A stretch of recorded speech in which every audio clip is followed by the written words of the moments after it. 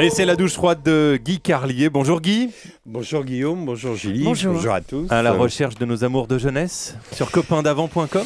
Oui, depuis 2 jours, Boris Boyon, notre nouvel ambassadeur à Tunis, est dans l'œil du cyclone. Comme vous le savez, il a dû présenter des excuses à la télévision tunisienne après cette réunion avec la presse au cours de laquelle il a pété les plombs. Mais le pire, ce n'est pas cet incroyable manque de self-control pour un diplomate, ce n'est pas ce mépris, cette arrogante vulgarité, parce que tout ça, malheureusement, on le comprend trop bien. On comprend que Boyon a été nommé à Tunis pour faire oublier le magasin de casseroles que Michel Alliot-Marie y avait ouvert. On imagine qu'avant son départ, il a été longuement briefé au Quai d'Orsay, peut-être même à l'Élysée, du genre « Surtout, tu ne parles pas du passé, tu noies le poisson » en évoquant l'avenir radieux des relations entre la France et la nouvelle démocratie tunisienne.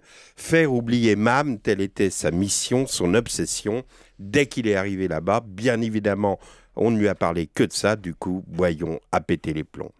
À ce propos, je voudrais saluer la perspicacité de la direction des relations humaines du Quai d'Orsay qui envoie comme nouvel ambassadeur dans un pays sensible un sanguin à l'intelligence moyenne, un type incapable de se dominer, de se contenir, c'est-à-dire le degré zéro de la diplomatie. Vous allez me dire, oui, mais il parle bien arabe. C'est vrai, de ce côté-là, rien à dire. La DRH du Quai d'Orsay l'avait testé à Paris, l'ont emmené devant un kebab. La Boyon avait commandé dans un arabe parfait un sandwich salade tomate oignon avec la sauce samouraï, harissa, ketchup, mayo. Ceci dit, on s'en fout qu'il sache parler arabe. Dans les ambassades, il existe quand même des interprètes. On aurait juste préféré un vrai diplomate, pas un type à la vulgarité de chef de secteur d'une société de vente de double vitrage. Mais le pire, disais-je, ce n'est pas cette arrogance qui le fait ressembler à un fils naturel de Bernard Tapie. Le pire de ce Boyon d'inculture, c'est cette photo où on le voit en maillot de bain sur le site Copain d'Avant. Ne vous méprenez pas. Il ne s'agit pas de pudibonderie. Je m'en fous de voir l'ambassadeur en slip. Marine Le Pen a tout faux lorsqu'elle brandit cette photo pour dénoncer le sluggy poutre apparente. Ce qui est choquant dans cette photo, c'est qu'un jeune type, dont la carrière s'annonce brillante, bien dans sa peau, éprouve le besoin de s'inscrire sur le site Les Copains d'Avant.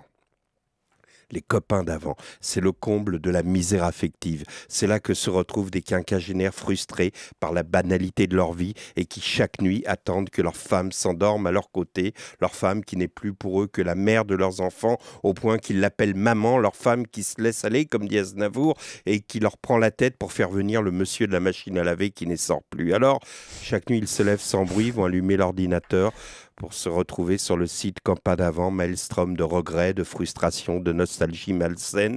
Chaque nuit, ils vont à la pêche aux souvenirs pour revoir avec émotion la photo d'une classe de 5e et surtout le joli visage de Sandrine Valère. On a tous été amoureux d'une Sandrine Valère en classe de 5e, alors ils essaient de la retrouver sur le site Copain d'Avant. Soit ils ne la retrouvent pas, parce que la Sandrine Valère est mariée avec un homme qu'elle aime, qu'elle admire, et qu'elle exerce en plus un métier passionnant, et qu'elle n'a ni le temps ni l'envie d'aller refaire sa vie à partir de la classe de 5e. Soit Sandrine Valère, elle aussi devant son ordinateur dans le site des Copains d'Avant parce qu'elle est malheureuse, parce qu'elle s'est laissée aller, parce qu'elle a des problèmes de machine à laver qui ne sort plus et qu'elle est malheureuse avec un mari qui dort la bouche ouverte et qu'elle rêve d'un Boris Boyon quelconque. La nostalgie n'est plus ce qu'elle était, disait Simone Signoret. Les copains d'avant, c'est les malheureux de maintenant. C'est ça le plus gênant avec Boris Boyon, inscrit aux Copains d'Avant. Son refuge dans le passé, son ennui du présent et sa peur de l'avenir. Je ne vous oublierai jamais. Et nous